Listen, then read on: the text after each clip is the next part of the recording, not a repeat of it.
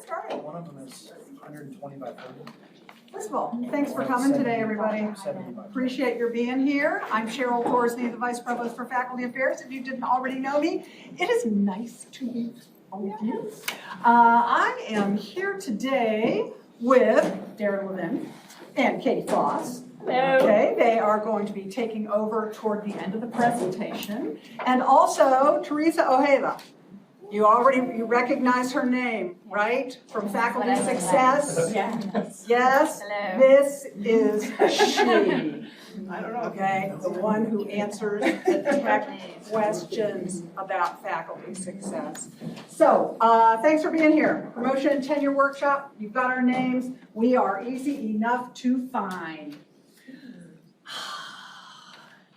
All right, yes, you're here because somehow this is the most fraught thing that happens to you professionally, right? Is being evaluated and reviewed for annual eval, pre-tenure review, tenure review, and then promotion, right?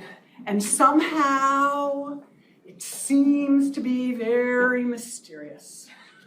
Okay, it really isn't. So what we're here for today is to just, I think, clarify some of this stuff, make it appear to be as straightforward as we really think it is, and to answer questions.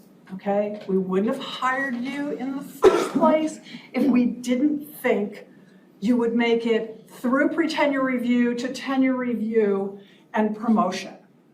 Okay, because that would have been a really stupid thing to hire you thinking that you wouldn't make it. That spends a lot of money and a lot of time and energy. So our assumption is, right, that you're going to succeed. We have invested in you. We will continue investing in you. As you know, there are opportunities for earning grants, for getting subsidized to attend conferences, all of these things. We believe in you, and that's why you are here. Okay, we're going to talk about policy. Okay, policy is different from procedure. Policy is enshrined. Tenure and promotion policy, you have a department policy, you have a college policy, and then there are the university policies. You should know what they are, what they say, what they mean, how they are enforced, and where you find them, because the language matters. Okay, we are going to talk about the process, all the minimum qualifications, it's all on the slide, criteria, your responsibility for knowing what you're doing, okay, and the calendar, and then we'll answer some questions. Okay, this is it. You should have these bookmarked. Policies, 204 and 205. 204 is tenure, 205 is promotion. If you have any questions, other questions can go to 202, so bookmark all three of those, 202, but especially 204 and 205. They have the same language in them for the most part. Okay, so that's important, and it's detailed criteria and how you have to document your fulfillment of the criteria. Okay, you know the tripartite thing: teaching, research, scholarship, creative activity, and service.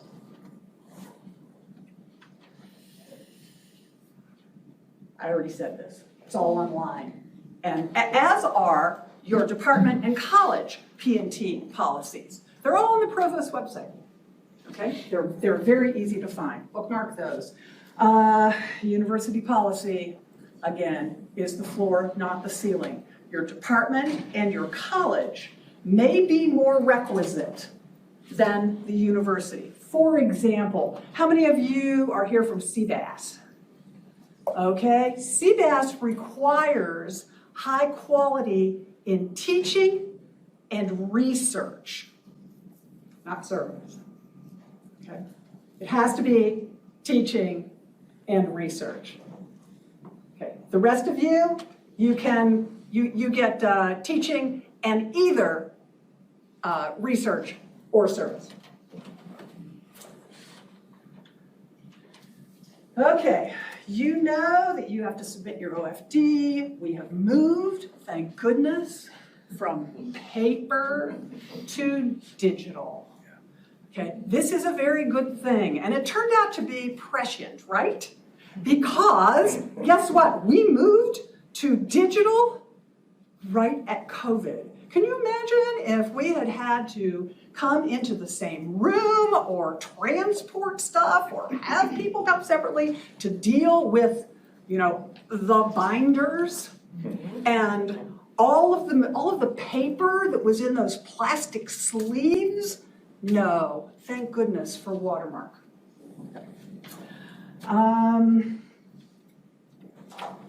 Let's see.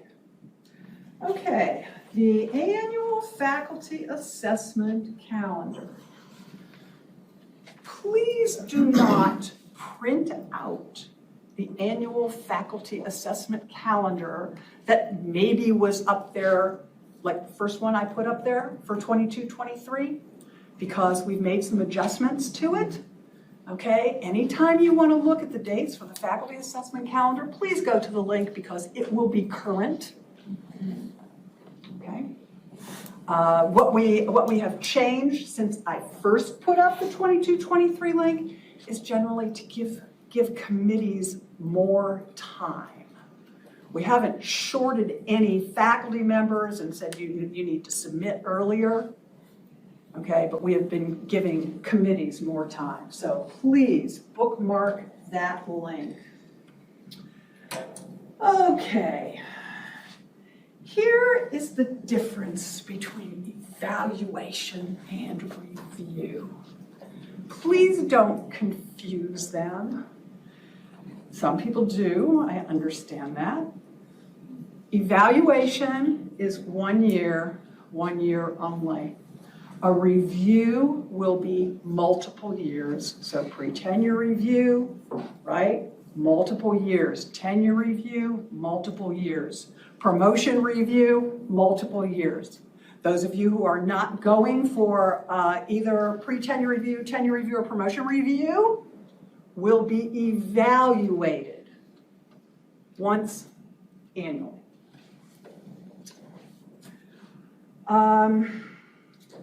Okay, you should pay attention to what comes in those evaluations and reviews.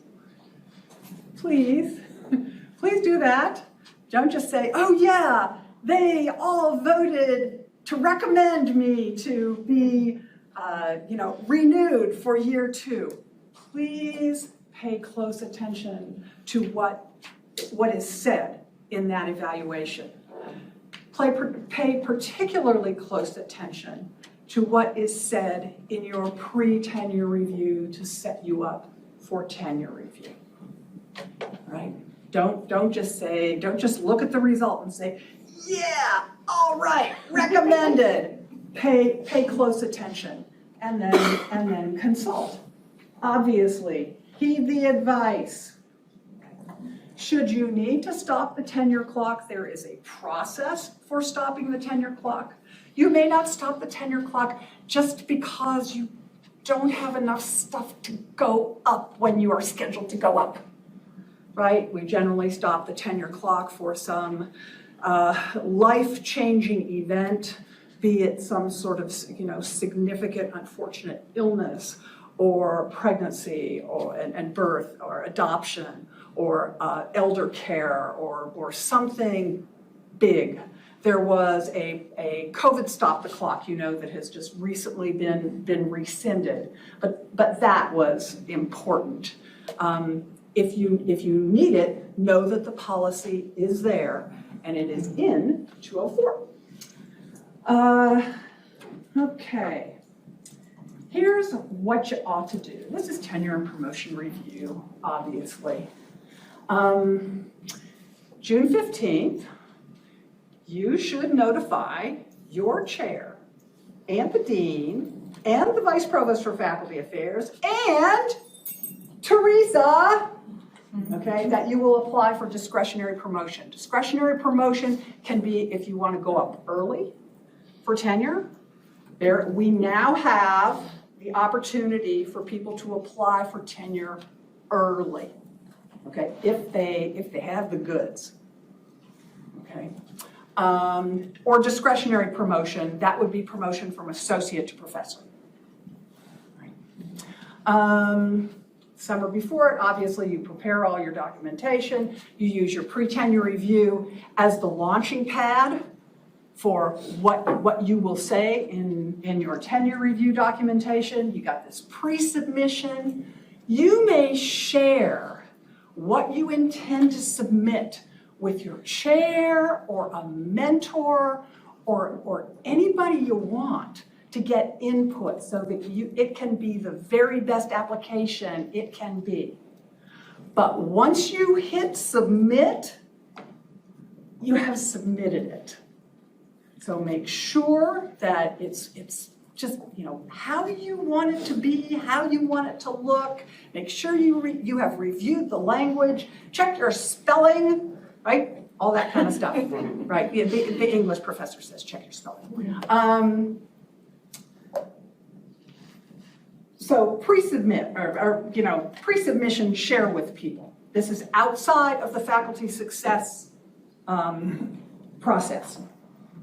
All right, in the past, we had somewhere some guidance, depending on how long you have been here, that you should share it with your chair, and it was in the calendar. We have changed the calendar so that the only dates in the calendar are dates that are in policy, okay, which seems to be important. And it will be reviewed by the department committee, the chair of the college committee, the dean. In the winter, it's reviewed by the provost and the president, and then finally in the June meeting of the Board of Trustees, everything is approved and you will get your new title. Okay, generally speaking, tenure and promotion to associate professor are linked. You only need one file. In the past, you applied for tenure and promotion with two different files. I do not know why. I know. Did you have to do it? Two forms, the same file, so you have to apply for both. On paper. It's two decisions. Paper. Yeah, I don't know.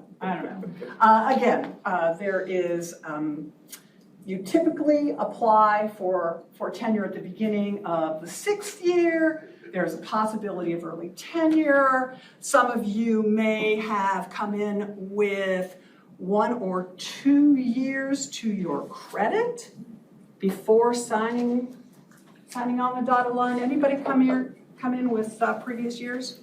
Okay, so then your pre-tenure review is probably in year 4, not in year 3. Check policy. Teresa, by the way, has done all of the workflows appropriately. Okay, so Thank you. no, absolutely. So people who have come in with years of credit are sent the proper workflow for pre-tenure review in the proper year. Again, you will need evidence of high quality teaching and high quality productivity in either research, scholarship, creative activity, or service, unless you're in CBAS, in which case you don't have a choice. Okay, promotion to professor. This is based on national and international distinction. So if you've published books, if you have given international talks, if you are on national or international committees, any of those kinds of things. Sometimes this national recognition is defined in your department or college policy. Okay, maybe it has to do with impact factor sometimes, but we are looking at some sort of sustained national distinction. And it has to be what you've done since the last time you were promoted. So you can't go back to the book you published when you were in year 2 and claim it yet again. You can, however, say that as a result of the book you published in year 2, these things have followed along. Okay, and this is, the book that you published in year 2 is part of your national or international distinction. Is that the same? Is that the same way was assistant to associate? Yes. Okay. So it's what you do starting day 1, not day -1. You got it. Got it. Good. Okay. And you're eligible to apply at the beginning of the 4th year at the associate professor rank for promotion to professor. It used to be 6 years, and then, like when we were cut loose from TVR, it was changed from 6 to 4. Okay, high quality teaching. All right. Student evals. We all know that students are not trained evaluators, that sometimes what happens in the SETs, that either they love you or they hate you. Okay. So what you're going to want to do when you talk about your SETs is to contextualize your scores. Okay? Chances are, most of you will get really good ratings. That's fine. I mean, that's better than fine. That's terrific. That's wonderful. But if there's a blip, or if there's one class that somehow, it didn't turn out the way you had hoped, there had been problems in the class for whatever reason, then it is your responsibility to tell the story of why that happened. Okay, so tell the story, tell the story. Peer evaluations. Peer evaluations are required in 204. Okay, that's a change from 204 pre-2020. Okay, so you have to have student evals, you have to have peer evals. Sorry, some of the questions of student evaluations, as they've gone to the digital and response rates have been down, how does that factor in? I mean, especially at working, encouraging students, please fill these out, but the response rates continue to be pretty low. They should start going up, because that's one of the reasons that we went with course evaluations and surveys with Watermark, because they will continue to prompt.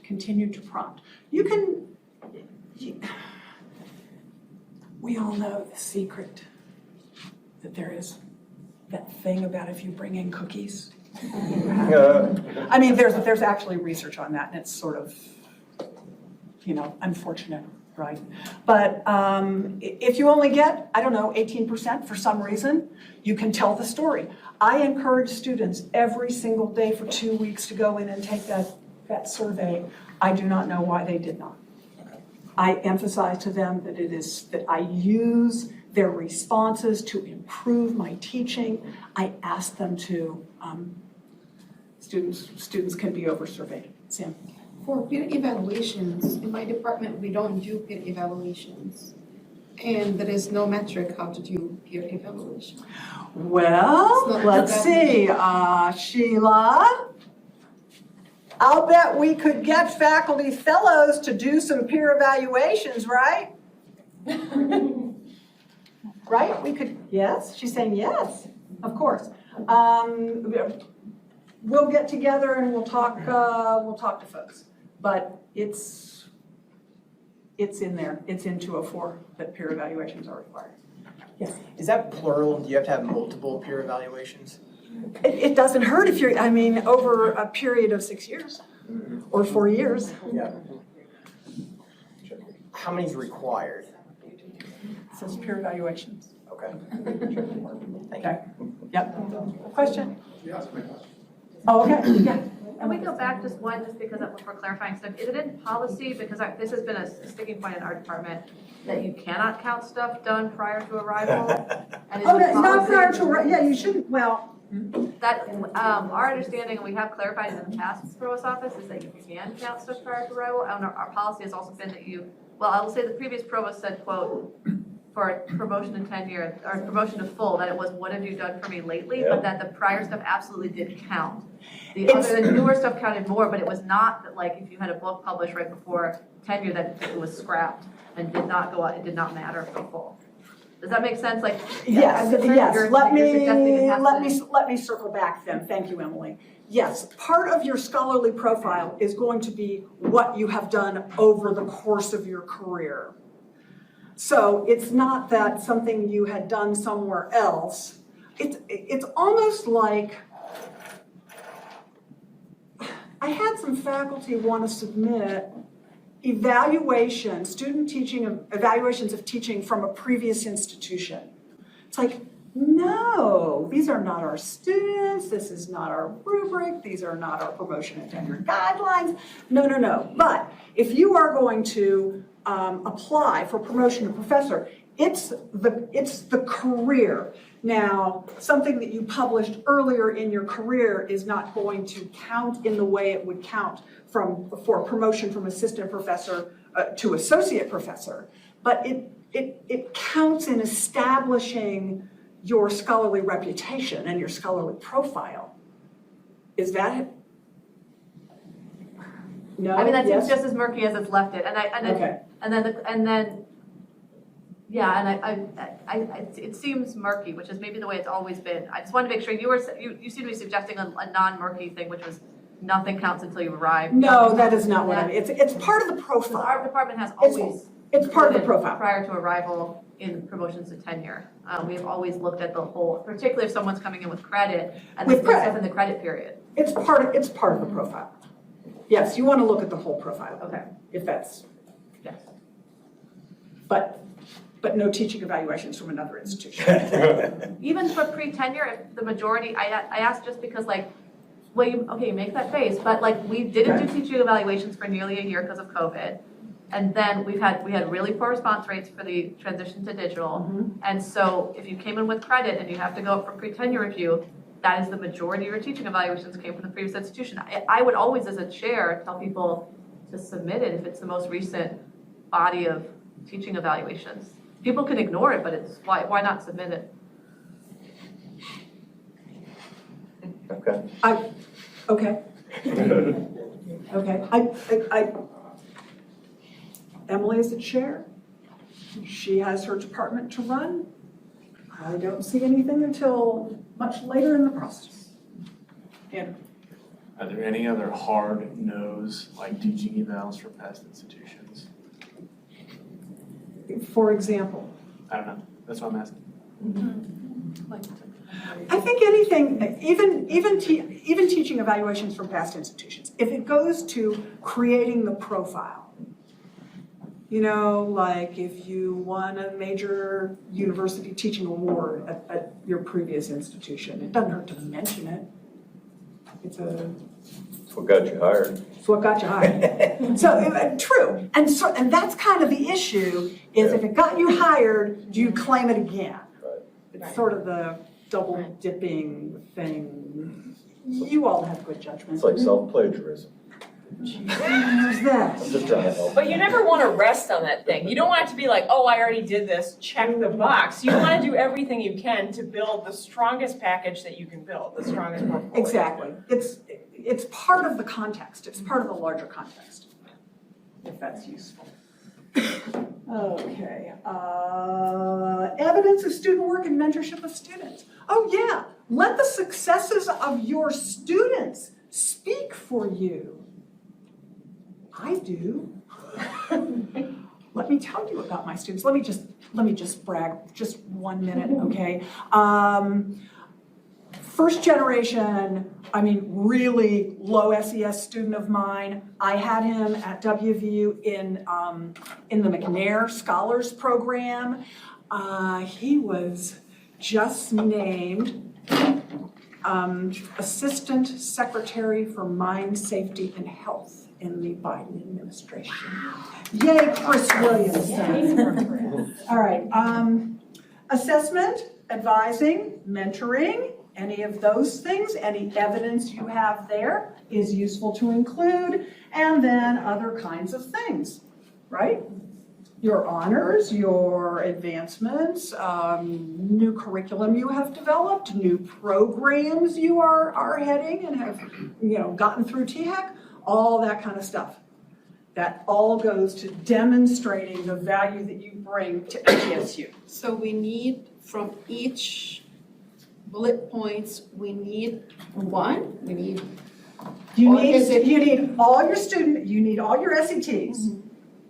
You need some peer evaluations. It is useful to include evidence of student work, evidence of assessment. If you have, it's not like you have to include 3 things that are evidence of assessment so you can check them off. No. And then other things that would be classified as teaching. I have a question of blurring lines. So we're doing a lot of curriculum development. Is that service or is that teaching? Say both. So where's that? I would ask my department Okay. where they would like to see that. And think about where you're strongest and where maybe you could use more support too. What if you're strong? Well, if you're amazing. That's why they hire me. Oh, was that I know.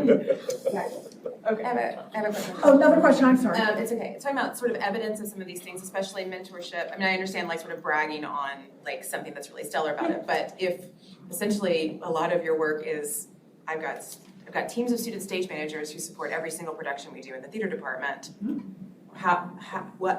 What would you like to see as like, is it a list of the name of all of the students? Is it, what is evidence?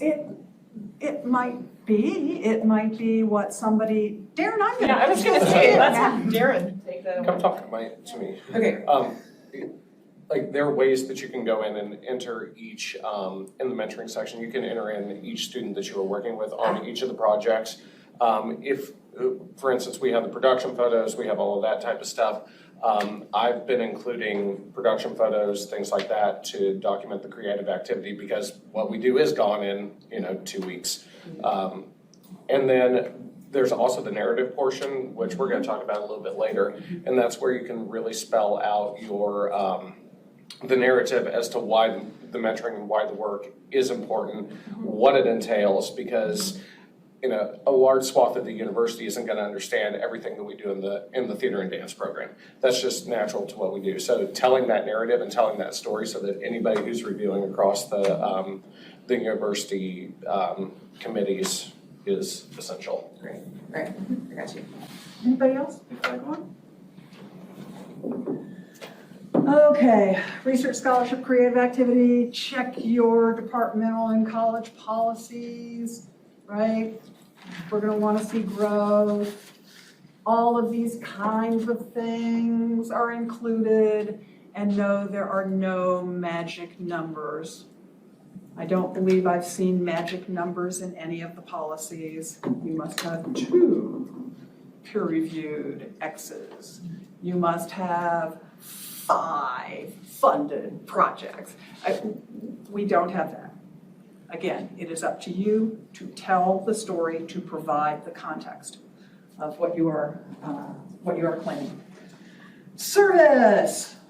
Service comes in all kinds of shapes and sizes, right?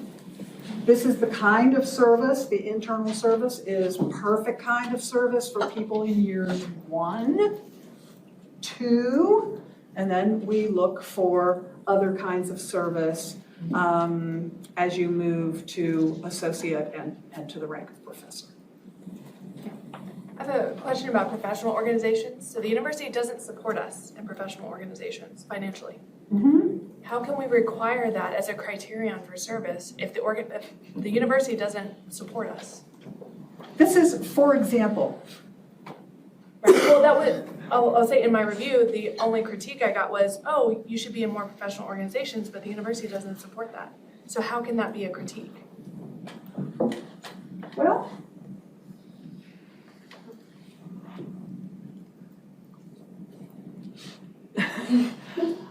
I'm thinking back to my own personal experience. And my university didn't pay for my membership in any of my professional organizations. It was something that I understood was a professional obligation of my own. So I paid for membership in the Modern Language Association for 40 years or something. Wow. Actually, I'm now a lifetime member because they said, you have paid like for 40 years. I got an answer, but then I have a question. Okay. In criminal justice, if you go to the conference that year, membership is included. That would be so nice. I need to. Come on down. We'll be in Charleston. Does it have to be discipline related? No. You mean like community Like, stuff? for example, State? Master Horticulture Association or something like that. And I'm criminal justice. Ooh. That's a good Make the connection. question. There is none. No, of No, course I there don't is. know. No, the investigative powers of criminal justice professors is expanded when they Contribute. go over here and do this other. There you go, bingo. Well, it'd be really hard to achieve a national reputation if you didn't participate in a professional organization, especially a demonstrated one when you go up for full professor. Right. Or Yeah. professor rank, we don't have full Thank professor. you. Isn't it similar to community service? It is in a semi-related field, but it's not professional at all. Like, Like a community center that works with teaching English, right? So I'm in the World Languages Department. that's perfect. That's a connection. That's a total connection. Yeah. Yeah, I thought I saw your hand. Oh, no, I was Okay. stretching. Oh, you're stretching. That's what they all say, right?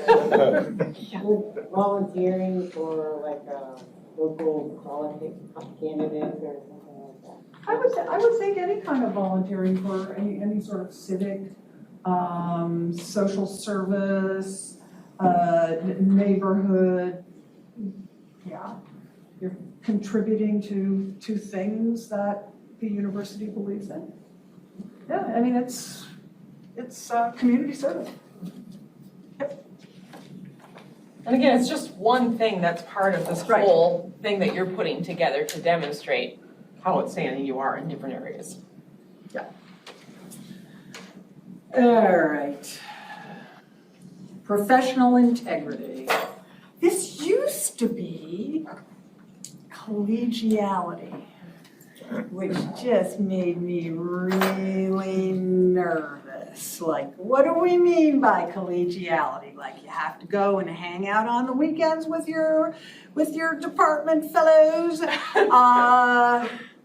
No, this is about professional integrity, right? Be honest, be cooperative, be committed to the programs and the students in the university. And it is not a formal criterion. You don't have to get high quality in personal or professional integrity. There are still some, at least fairly recently, there were still some promotion and tenure guidelines out there that talked about collegiality, and every chance I got, I would strike it and send it back and say, please remove that. That's like not best practice. Okay. Here you go. Know what you're responsible for. Again, bookmark the policies. Schedule time throughout the year to enter stuff into faculty success so that all of a sudden, before your stuff is due, you say, I only have 2 weeks before it's due. I've got to spend 24/7 getting my stuff into faculty success. Try to get some stuff on your calendar once a month, once every 2 months. Just spend an hour getting stuff into faculty success. Meet the criteria. If you want things to be different, then go through the proper channels to get your department to change your own policies. Stay focused, demonstrate continuous growth. Pay attention to the evaluations and to pre-tenure review. That's really important. There you go, seek advice. Use the LT and ITC, right? Peer teaching evaluations. Learn, hang out up here. Participate in LT and ITC activities, which then you can record and claim in faculty success, right, under teaching, because you are working hard to ensure that you are the best instructor you can possibly be. All right, seek mentoring, right? You can get mentors anywhere and everywhere. There's some guidance out there that says, yes, you should have a mentor within your department, but then you should have a mentor outside of your department, maybe even outside your college. You can have a whole cast and crew of mentors. Okay, the more mentors, the better. Not a bad idea. Consult the chair and dean. Okay. And people wonder, what can you do with an English major? You know what? You can write a really excellent promotion and tenure package because you know how to tell stories. You know how to tell stories. Tell the story. Use the evidence. Use faculty success to your advantage, right? Be really clear about everything that you're doing. Contextualize it. Okay. Brag. Sometimes that's really hard, but this is the appropriate time for you to sing your own praises. With evidence. With evidence. Yeah, that's important. Do not be modest. With evidence. Okay. This is also important. Remember that all of the readers of your file will not be in your discipline. So be really clear. If you're using a bunch of acronyms, for example, please, please, please, the first time you use it, spell it all out.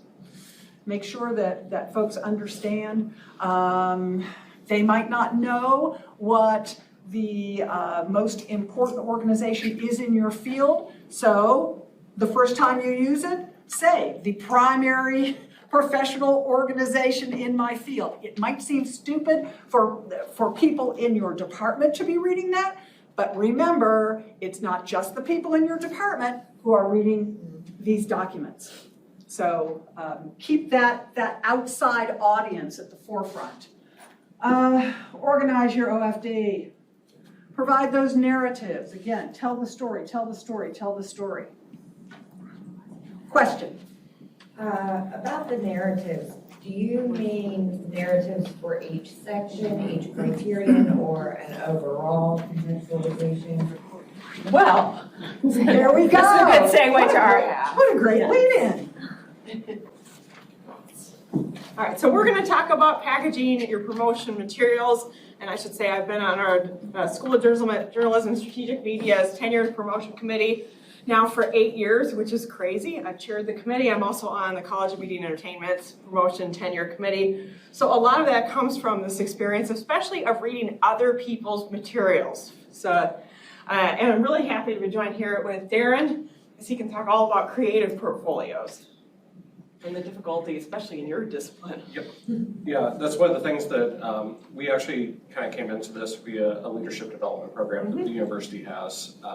And we went in and looked a lot at the challenges of faculty success, and it started originally as just looking at the challenges with presenting creative activity and creative research, since it goes away. But it actually has expanded into looking at some of the challenges with faculty success as a whole, and looking at the challenges of submission of our materials, which is where we're jumping off from. Yes, and working with Teresa and Brian and Cheryl to make things easier to use in faculty success so that it's not so confusing and a little bit more intuitive. To jump right on, I didn't even talk about our survey. Thank you, those of you who filled out our survey. We had a much better response from the tenure track faculty, not surprisingly, than we did from administrators. We only got 17 responses from administrators and P&T chairs. However, what we did notice was patterns in the feedback that they gave, in which we asked questions about portfolios and cover letters. How do you see faculty struggling? What are they struggling with? What advice do you have? We surveyed all the tenure track faculty and got 64 responses. All the questions on mentoring and guidance and faculty success. Not surprisingly, nobody gave faculty success a 5 out of 5 for easy to use. And then we took that feedback and then again have been working with Teresa, who is fantastic, and with Brian and Cheryl, who are also fantastic, to try to make things better, to try to all come together, not only in this workshop, but in the future, what can we make easier, all right? All right. The biggest thing that we got from administrators, and that we also believe in, is that you should have a plan for your goals, or plan out your goals, plan for your semester, next year, 3 years out, tenure, past tenure, what do you want to accomplish, right? So if you have that great book idea, don't just, throw it in the trash because you don't have time for it, but write it out, have a place for that. And post-tenure, I'm going to write this book, or this is going to be the next book after that. Or when you're going to write that peer-reviewed article or do that next big creative project, right? You should have a plan, and you should also have a project at every single stage. In other words, fill your pipeline. All right, so while you're brainstorming that new idea, you already have that project that you're already doing. It's well underway. Maybe you're getting ready to present at a conference or getting ready to do the show, doing the revisions, and these are all different projects that you have, the 5 stages at the same time, so that there's always something that you're working on, something that's about to come out, something that just came out, and then something in that idea stage, right? It's a circle, you keep going on. And of course, tiny celebration when stuff comes out.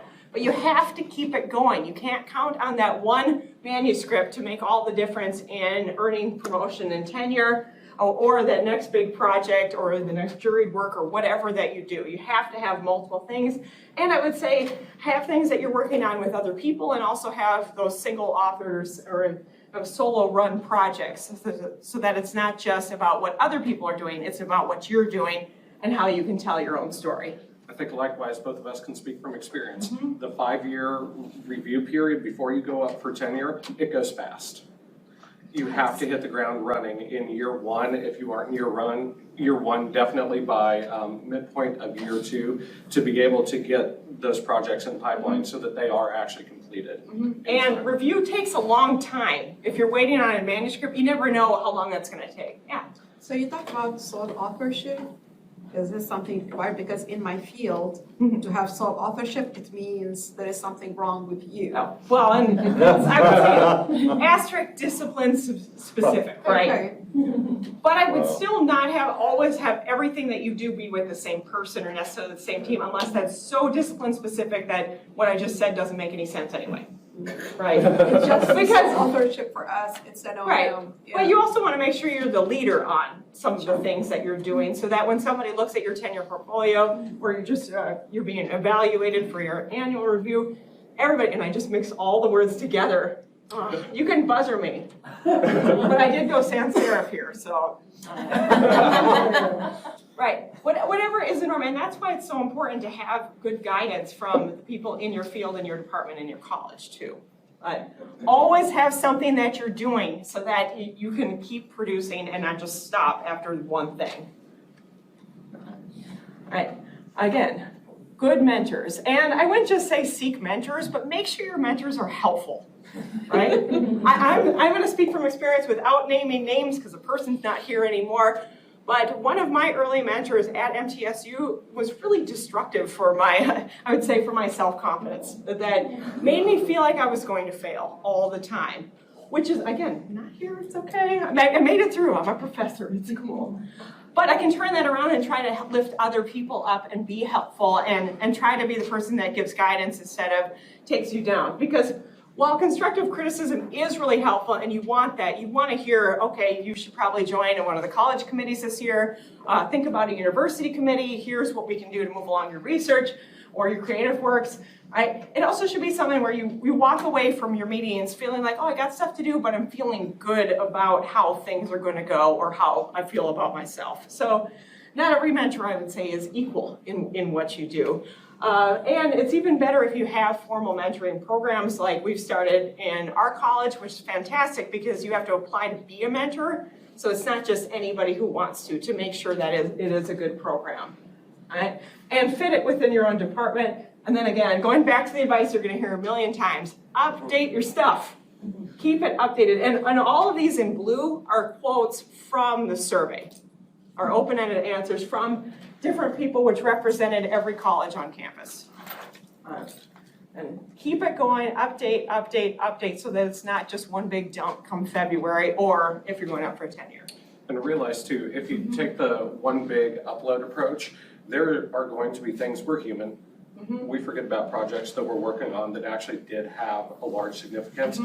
Especially, I think where I've seen it the most on TMP committees is things like professional development, workshops that are attended, things like that. That's where people tend to not have the most, or everything that they probably attended uploaded. And that is important to your continued development as a faculty member, relevancy in your field, especially to teaching if you're doing stuff here at LT and ITC or D2L workshops or whatever. And contextualizing what you do. So after you finish a show or in the middle of a show, write up, start that document of these are all the different things that I worked on for it. Or contextualizing that class. You finish the fall semester, okay, well, how did that go? I'm gonna take a couple minutes to reflect on that. Yeah. So for those of us who are going up to full professor and have like binders this thick that we apparently, from our, when we were tenure track, we apparently have to scan all that material and put it into digital measures, but it may or may not really be vital to us making a case for full because there's some ambiguity there. Do you have any words of wisdom, things we should focus on actually scanning? And it's a huge amount of work. Yeah. Actually, I'll turn it. Well, I went up with the Binderland in 2018. So everything that you have that's a challenge. done since you were promoted to associate? For sure that's going in, but I mean prior to being promoted to I actually wouldn't worry unless it is especially important to substantiating your national or international reputation. I probably wouldn't either, especially scanning like student feedback and stuff. Because the committee is going to care about since tenure promotion, since associate. All right, write a cover letter, and now it's going to be required. That's one of the new changes. It's not if desired, no, you must do it, right? It makes it so much easier for the committees to review your work because you have that narrative that tells us, okay, since the last time I went up for evaluation, right, for review, this is what I did, this is the policy, this is what you told me to do, and here's what I've done to address those things. Following the standard cover letter format of an introduction, teaching, research scholarship, creative activity, service, and closing. Right? Don't assume that people know what you're talking about. Right? Don't assume that you're so amazing everybody should already know, which is very rare. Most of the time you see the other side, which is like too modest, and it's like I did the same. But once in a while, you get that one that's like, of course. Right? Okay. Yeah. Quick question. So I wrote a cover letter this time, and then there were boxes to fill in for teaching, research, and service, and I copy and pasted from my cover letter into that. Is that what we're looking So for? that's going to get better in the new system to help cut down. And I see Brian over there. So do you want to answer that one on having the multiple boxes? Because I think that's streamlined now. No, go ahead. Yeah, one thing I talked with probably several of you about is as this moves up the hierarchy, I think the more important it is to effectively summarize what you're trying to say. I'm a big proponent of executive summaries. I love bullets. So if you want to go with a sort of maybe a portion or a copy and paste of it, I would lead with maybe a handful of bullets of the highlights. Okay? Even if somebody is willing to read that whole gig, that's great. Providing 3, 4, maybe 4 or 5 tops, 6 maybe, kind of focuses their attention and makes a strong first impression. So that's what I would say. But Cheryl will always jump in if I'm off base, but I think that's probably pretty. And I would go with narrative for the big cover letter, and then bullet points for those things, highlighting what you've done. I say X number of articles, in those boxes, but have the narrative that contextualizes the bullet points. Yeah. What do you recommend? How many pages covered? Just like 1 page? I would say, how long have you been in MTSU? I mean, that would be and what have you done, and what does it take to get to that point? It's going to be different if you're going out for your just annual evaluation versus your third year review or your tenure review, or especially going up for professor rank. So for associate, there is no magic number for the size. No, I mean, you don't want to be like what students do, which is pad. We're like, when I started thinking about promotion, I got in my car and had, you don't have that extra. I hate when they write this. But you also want to make sure that you have clear evidence to what you've done, especially what you've done since the last time one of your letters were written for you or you were evaluated. I hate that so much. I was thinking about it. I talked to my friend at Kent. All right. And again, contextualize what you do and use the bullet points for the boxes. Right. So here we go. Cover letter tips. Be specific. Remember that as people are writing letters on your behalf to review or evaluate you, they're going to look to your cover letter and use that kind of language to spit back at you. Oh, we praise you for publishing in this journal. We're glad to know how many different things that you've done, the quality of your work, your honors, your contextualized story, with your audience being anybody at MTSU, right? Because it doesn't stop at your department. So not only spell out acronyms, but also, if you're someone that makes a lot of audio files, for example, explain what you do in those audio files. Don't just upload an audio file in your portfolio because it means nothing, especially if it doesn't sound like you in the audio file. And it's like, what is that, right? Explain so that it shows the significance of this work within your field, for your students, for your colleagues, for others in your discipline, right? And focus on your trajectory. It's all about what have you done since the last time, or what have you done since MTSU, and how are you moving forward to goals? Do you have a research or creative agenda, and how are you filling the objectives of that agenda, right? And I like that quote. All right.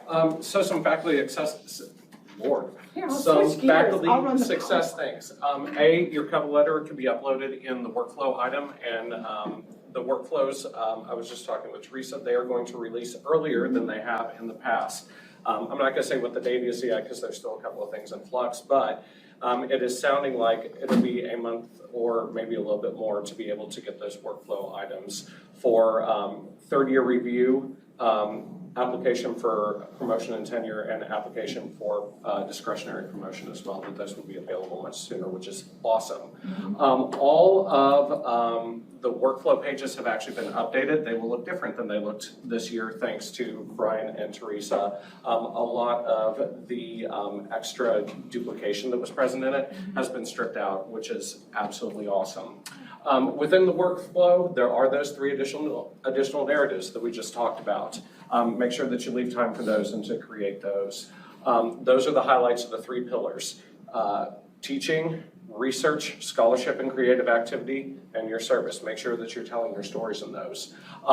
Likewise, there are options on most of the items within digital measures to include files as justification. There are very few file restrictions on those files as to what you can upload. PDF, Word files, image files, all that can theoretically be updated. Also, the upload size is ridiculously large, 100 megs. I actually have a couple of files that are going to push that limit, but that is a really good thing about the system and being able to document your work. The biggest thing is keep these documents up to date. I encourage you to start writing your cover letter. As soon as your review comes back, just start in for the next year and keep adding as it continues. Same thing with adding things to your OFD. At least twice a semester, if not once a month, I highly encourage you to be adding the items. If you've got stuff in process, get up there as though it's a process. Mentoring is the one that in my particular discipline, I teach line design for theater and entertainment. I'm kind of bizarre in how I work with students both here and off campus. It's a 6-month to a year-long process with those students, so that context and that length of time is very important, and it's real important that that our particular committee see that progress with students throughout the academic year. Documenting creative activity, yeah, it's challenging. some ideas, talk about the challenges of the work, talk about the process of the work as well. Specifically for like me in lighting design, there's a ton of research that goes into it. There's a ton of process that goes into it, even to the point that the type of contract I'm on can make some interesting determinations as to the type of work. So tell that particular story or whatever your own individual story is. If you're in a creative area, we all know that the work goes away eventually. Consider uploading Word docs, PDFs, things that really document the process through the show and show the scope and scale of the production or whatever element that you're working on as well. The biggest thing when you are uploading files, be really specific with your file names. Like make it clear what the items are within the file names and explain the relevance in the narrative of what we're seeing in those particular files. And you can also make links within your OFD to different things if that works for what you're doing. Can I expand on that while Yeah. we're on that Yeah. point? One of our, this past tenure promotion cycle, one of the creative disciplines what this faculty member did was within their narrative hyperlink to a web page that had some video files. So that's a way to kind of circumvent that file limit, but also where you can see some of that creative stuff that's difficult, as we're discussing here, to put that into a spot in faculty success. So you can link to external sites if you have a web page, professional page, or a video library that assist in your tenure and promotion. So you can hyperlink to external websites within your narrative, but also within the OFD. I'm assuming that like having pictures of other people, so like students, like anyway, is any like crediting or permissions or anything like that needs to happen if we're including any of that stuff? I include the production teams and all that stuff. It's like best practice in our industry, and specifically like for my students, they're doing lighting design either here or if I'm working with them on a project somewhere else, I just include a couple images from the show and talk about what their responsibilities were on the show, and try to contextualize it that way. Yeah. I have a question about when things very specific, but any input is welcome. So when you have research and creative activity in progress, and you're moving through the stages, and you get to complete, how long should it stay in complete, given that you're then gonna be putting it into, like, you might be putting it in a published category? Like, should it stay in both places, or once it's published, should it come out of in progress? Yeah, I would bump it out of in progress when it's complete. But, I mean, unless you're doing something where you took a journal article and with permission, it's gonna be reprinted in a book chapter, but then it have its own entry, right? Okay. In a book chapter. Like there is also one other field that is in the workflows, and that is an additional, I'm gonna butcher the name of it, additional resources, Supplementary. Supplementary materials, it just went out of my brain. That is a place where anything that does not fit within the standard activities menu, you can include additional things there. For instance, my particular discipline, it's expected that we have like lighting design portfolios for seeking out shows and things like that. So that's one of the things I include there because that's an expectation of my individual discipline, not necessarily even just within our department, but that's unique to my particular discipline. So there are things like that that you may want to include as well to help complete your story.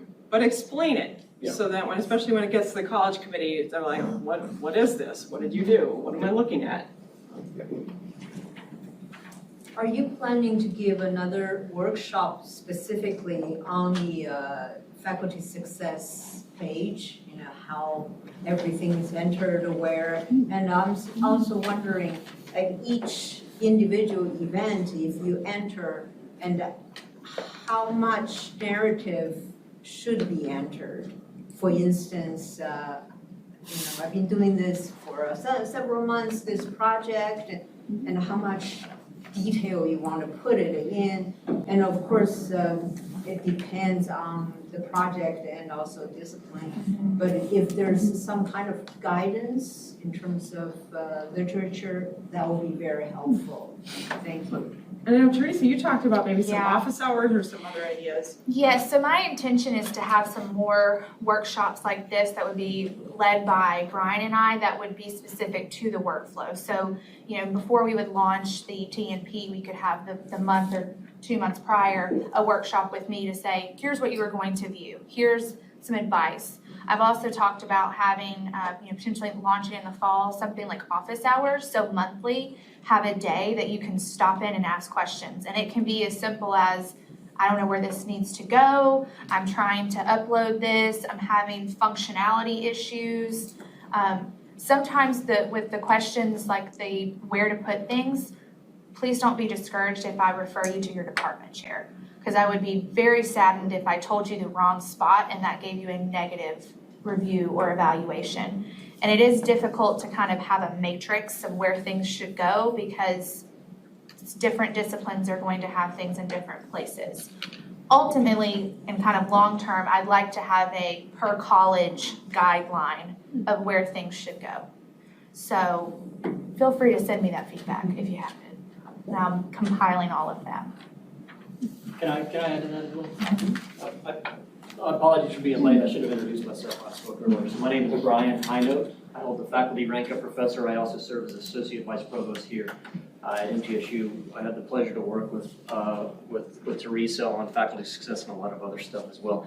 At the invitation of the LT and ITC and according to faculty demand, I think we would love to have a hands-on work session with some, maybe potentially some college-specific reps that can get at some of those unique norms, ways of doing things. But I like the way you put it. We're going to refer you back, not because we're trying to duck your question, but because in a highly decentralized environment, we all know there's going to be localized ways of doing things. And we want you to get information straight from the people that will be evaluating.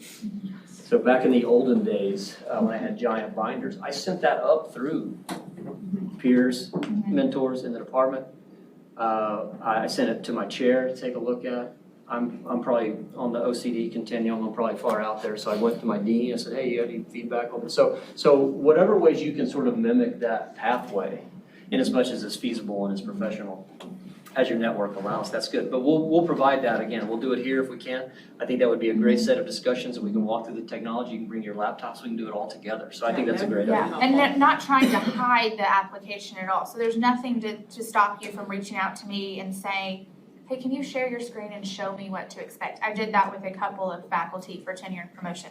It should not be shrouded in mystery what you're going to do.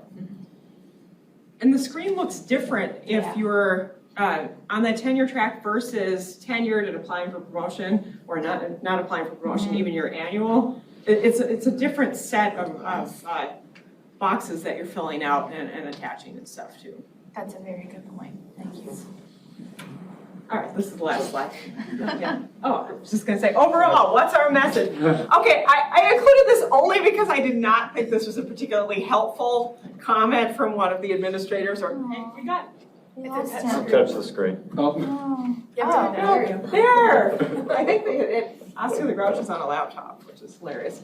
But I did think it was interesting that garbage in, garbage out was one of the perspectives of the people who could potentially evaluate many of the people in this room. So, but I do think that's a little bit of a reminder that not every single person that's going to evaluate you or review your stuff is necessarily trying to do everything they can to lift you up, for a lack of a better way to put it, or they might just be lazy. And that's why you want to write that quality cover letter. That's why you want to explain your stuff so that nobody is trying to dig through your stuff just to find enough to write in your letter because other people want you to do well.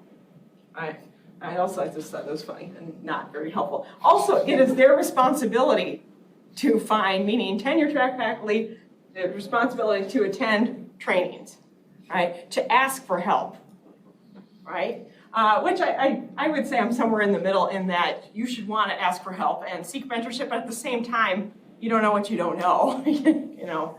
So it's helpful to have some guidance overall. But ask lots of questions, have a plan. I would have a plan for your research and creative activity and scholarship. I would have a plan for teaching. What would you like to develop? How does this fit with your research and creative activity? A little bit for service in terms of, okay, I know that by year 3, I want to get involved with my professional organization. What's a good way to do that? Oh, let me ask my mentor, right?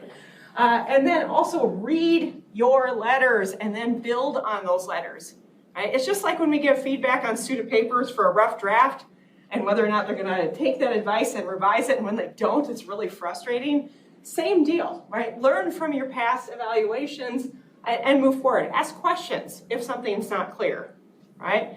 Ask what you can do better and then just make that, take that path so that you can make an effective case, because you don't want to have that portfolio that people are like, I don't know, I want to, but you don't want to be that person ever, which is why having a good plan, making a strong case, moving forward, asking questions can set you up for success, because we want you to succeed, but sometimes it's a little easier to help make that happen than other times.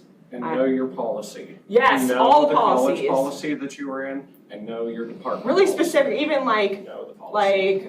do book chapters count, or do they not? I mean, like those kinds of things. You want to know it on a department level as well.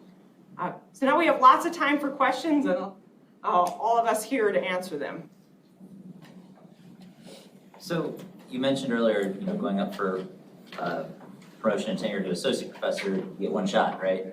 But if you're going up for full, however many you can do it as many times. But it's sad and hard, so you want to be there. I understand that. I just mean hypothetically, right? You could go up as many times as you want. Hypothetically, yes. Okay. You can, but if it goes to a certain level, there's like a waiting period or something, isn't there? I thought there was something in that. I just couldn't find any information on that kind of process online. Well, you can, and people know that too. I mean, they know that in that, like, oh, well, you can always go up versus the one-time shot of promotion to associate. Right. But you want to be so there that it's not a question. And I would even ask I people, get do you that. think I'm ready? Or like, what can I do to make myself closer? I don't know, I always do 1,000 times more than I have to, so that's my way. And Dr. Townsend, I don't know what you think about professional norms in this area, but my understanding is theoretically, the policy would allow you to go up multiple years. Has that much changed between last year and this year? And that's the thing. Well, it might be that you had a really big publication year.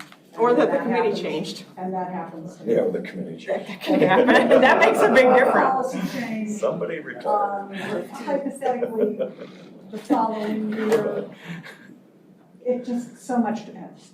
Yeah, like if a book came out or something, Yeah. and that can make a big You difference. want it to be airtight, and you want it to be airtight. You don't want to have And questions. think about going up for tenure too, associate especially, but especially for full as well. I think one part of the policy a lot of people don't think about is potential for ongoing contribution as well. Talk about what you're working on in future. Don't say, hey, I'm gonna land an SF grant. I mean, don't like that, but I say, I wanna work in these topical areas as well. You still have a forward path, that it's not just, I want to earn professor and then I'm going to go sit in my office and watch TV for the rest of the time, unless you study TV. I have a follow-up question on that, like how many years would be too soon? Like say you did a lot right after you got promoted and you have a new book. You have to wait it's 4 years. 4 years, It's okay. 4 years. You can't go up early for. And that changed, it's shorter than it used to be. Yeah. I have a follow-up to that. That was my question. Was that shift from 6 to 4 years? So, I mean, it sounds like then the university's encouraging people who are ready after 4 years to go for it. And there isn't any kind of like behind the scenes, oh, it's not really enough, 6 years is, No, that was a change that was made when we moved from TBR to being locally governed. I would still determine the lay of the land within your own department and within your own college, because what you can do and what most people do are going to be two pretty different things. Can we talk about the one shot to associate? And start One shot to with tenure. can we talk a little bit about how many people have to approve it? What does that look like? What if one level doesn't? Like, appeals, okay. all that kind of stuff. All right. And to tenure, not to associate, because if you had tenure without promotion, you could go up. Don't talk I that know, okay. I know, we don't like to do that. I do But- not like it because why would you give someone I know. tenure without promoting them? But- Or I've why never would done you that. promote them without giving them tenure? Okay, but Makes no policy sense. wise. Okay, but the question was, That's not suppose about your department says no But everyone else says yes. and everyone else says yes. Yeah. It only depends what the president says. Oh, yeah. And it goes through all those different. They're independent evaluations, they're independent recommendations. Your department committee, your chair, your college committee, your dean, provost, they're all independent. And it's not like the majority of them have to recommend. Nope, But the upper levels are highly influenced by the lower levels' comments. depends. They're correlated. They're Yeah. correlated, Yes. Strongly. strongly correlated. But it'd be better to plan and just do a really great job on everything so that there's not a question and you're like, oh yeah, of course. And then you get to celebrate at every level because it's good, good. I've seen all kinds of balance over the years, you know, yes, no, yes, no, yes, yes, no, yes, no, no, you know, no, no, no, yes, yes. Yeah. Or yes, yes, yes, yes, yes, But yes. you're saying as long as the president is yes, you've seen that pattern as well? I have. Don't aim for that. I'm just kidding. Yeah, but I don't want to admit it. But not here, but not here. Okay. Yes. I have a research track faculty Yes, question. yes, yes. So I've been referred to policy 202. Mm-hmm, correct. And it says advancement is based primarily on excellence in teaching and or research performance. Mm-hmm. Is there a place to go for additional guidance, or is excellence determined within my department in college? And at the and or part of that too, you really should talk to whoever is your supervisor about how to. My department chair asked me to ask. Nice So call. should I take that to mean? Please have your department chair call me. Okay, great. That would be helpful. Thank you. The 4 years from one rank to the other, does also apply the experience you had in the past? No. The four years is from associate to professor. Okay, if I got the associate in my previous institution, I came And you have come here as associate? Yes. That's gonna be fairly unusual. Again, it's gonna be the whole profile, tell the tale, but, it will be, what have you done for us? Yeah. Yeah, because you were hired here as associate. Were you given, 3 years. you were given 3 years in the rank of associate? Yes. As the rank of With associate? tenure or without tenure? Without tenure. Oh, without, okay. Then that's a, yeah. We're back there. That's an unusual situation. We can talk. I have maybe a formatting question. A format? I know, there was a slide, I took a note that said to make sure that your OFD is organized. Huh? But it's my understanding that essentially like we put the information in and the format is the format. It is, you're right. Okay. That's some language from. Okay, great, that's like, because I would organize. I will. If I had the choice, but that's fine. That's not- Great, that's cool. not- Great. Cheryl, can I add to, Yeah. and this may have been talked about, another thing I mentioned too is a great crowd. Yes. I know, great turnout, it's so exciting. We structured the OFD, we didn't just pull that out of thin air. We consulted council of chairs and also faculty members as well. So this is not just a reflection of sort of what code thinks should be your OFD. This is the faculty has a stake in this as well. So we wanted to make sure that we captured that voice. I'm a faculty member as well. My voice obviously matters some, but I'm not going up for tenure and promotion either. So, but I wanted you to know that's not something that we just threw out there. That's something we built along the way with you folks. And some of the screens on the activity and some of the reporting is customizable. So we were given this as kind of a standard package of the screens, and obviously based on input from faculty and chairs and our department when we integrated. But I was just working with someone, I think in recording industry, who in a particular screen, there wasn't a drop-down option that fit what they were doing. And so with a phone call from me and then a phone call to support, that option was added, and it made it much more clear what the activity that he was trying to complete. So absolutely give me a call, and if I can make those changes to make it clearer and cleaner on your OFD, then I'm happy to do that. I've heard different numbers. How do you determine how much salary increase you get from assistant to associate? Oh, it's a standard number, and I think it's 6, maybe. What about Dollars? associate to full? $6. If you drop me a note, I will find out for sure. It's a Becky Cole question. Okay, it's not in policy anymore. I know. Yeah. You looked.